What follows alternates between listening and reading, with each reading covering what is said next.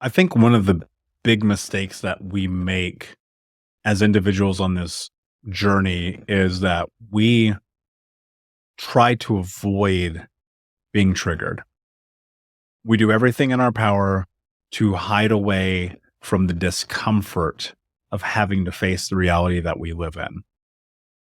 When you add on the reality of society that we live in today, which is overly optimized for keeping you safe through political correctness, you end up in this place where a lot of hard conversations aren't being had and a lot of opportunity for growth isn't occurring.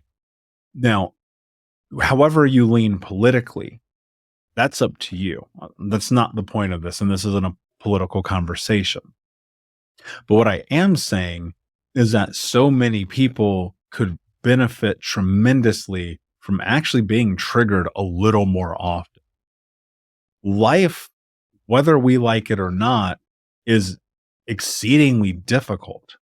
Living is hard, but what is more difficult than living in the day to day is not facing the reality of the life that we've created.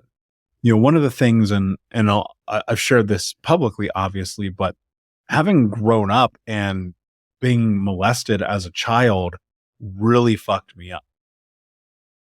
That led down this path of drug abuse, alcohol abuse, doing so many different sexual things that, like, I didn't even have enough time to get into them.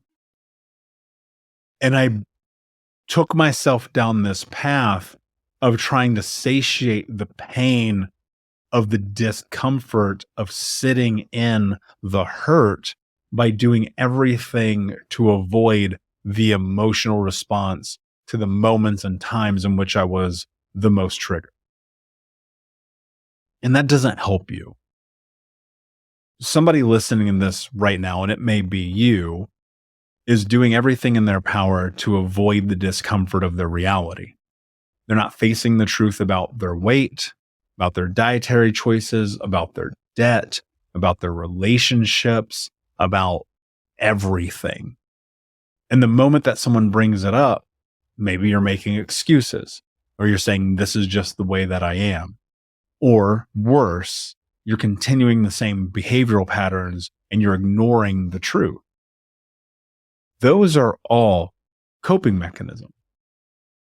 Avoiding dealing with the thing that is in front of you that is making your life a disaster, hiding and running from triggers and the things that are difficult and dark and hard is actually making your life vastly worse than it should be. One of the things that I genuinely love as a coach is when my clients say I'm triggered. I always respond with good, because that is where you grow. Being triggered is going to allow you to sit in truth, because it's going to require you to ask yourself some very hard questions. Why do I feel this way? How did I arrive here?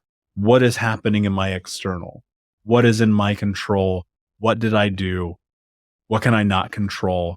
What did other people do? Being triggered is actually a gift, because if you're not having moments of that, and look, on a long enough timeline, those things go away and they're not as intense. But over time, depending on what your life looks like, more triggers are bound to come. You're bound to be upset. You're bound to be hurt. Guess what? Not everybody's gaslighting you. I know that's a hard pill for people to swallow. Not everybody's a fucking narcissist. They're just not. Not everyone's out to get you. Sometimes you're just fucking up. Sometimes you just suck. Sometimes you are just not being a good person. Right? And this is self-reflective. Like, I look at my life and I go, the thing that pissed me off the most before I dove deeper into this journey were the moments in which people would call me out for my bullshit. And I would be like, nope, gonna ignore that. Keep doing what I'm doing. And the idea that your life could be different when you continue to do the same thing you're doing is nonsensical. And that's why so many people are trapped, That's why so many people are stuck because they've allowed themselves to stay in a safe, coddled environment.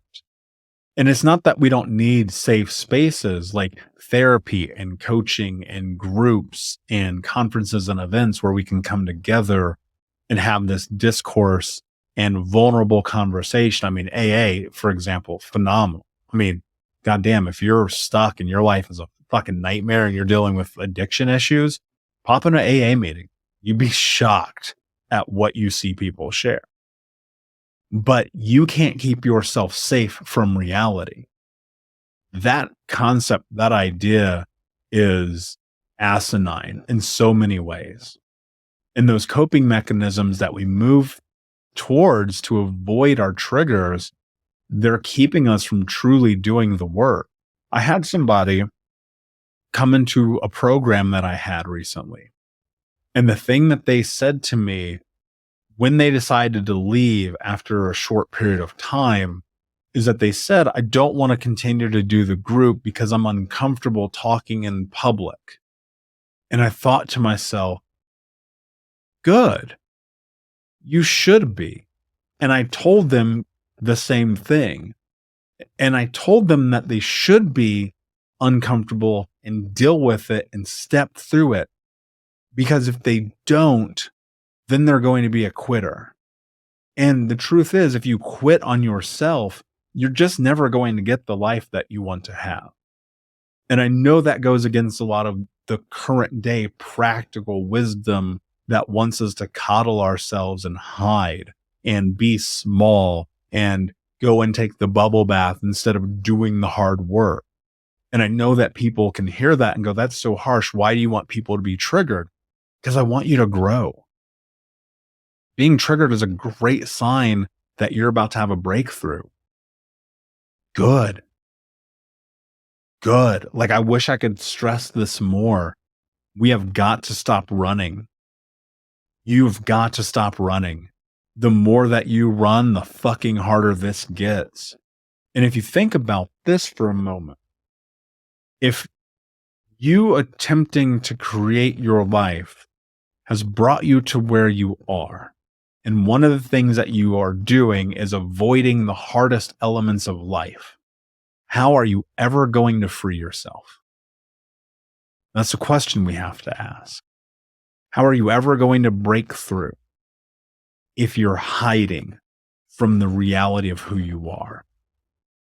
And I think that there's a way to do this. Now, I think one of the important elements of it is like you really need someone who has your back. If you're going to go walk through the dragon's lair, you need a coach like me. You need a therapist. You need to join the coaching programs we offer, right? But ultimately, what you're going to get on the backside of dealing with the things that suck the most is freedom. Because you imagine this for a second, right? Every time you get triggered, you break down, you regress, you run, you go to the things that you use to satiate and salve the pain. And it happens again and again. A week later, a month later, a year later, a decade later, a lifetime later. And nothing's different. Well, that's what happens when you don't deal with it. The other side of it is that it starts to dissipate. Every single time you get triggered, it's less and less when you step into dealing with it. You stand in front of that fucking dragon and you say, bring it on, bitch. And in the beginning, it's very hard.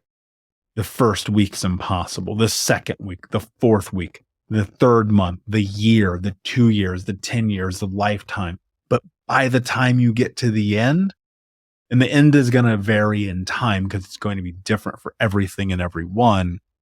But on a long enough timeline, the more that you deal with this shit, the sooner it goes away. Imagine you're probably listening to this right now and you know that there's something that triggers you tremendously. Okay, great. Imagine that if you stopped avoiding it and stepped into it and worked through it, what your life would be like. And so I'm going to ask you a very simple question. Like, what are you willing to do to have the life that you want to have? Thank you for listening, my friends. As a reminder, I just recently launched mensmonday.com. Gentlemen, specifically you, if you're struggling, you need more help, support, guidance in your healing journey, go to mensmonday.com. I've written a series of 100 letters and created 100 videos to help you in your journey. They are absolutely free. mensmonday.com. Again, my friends, thank you for being here. And until next time, be unbroken.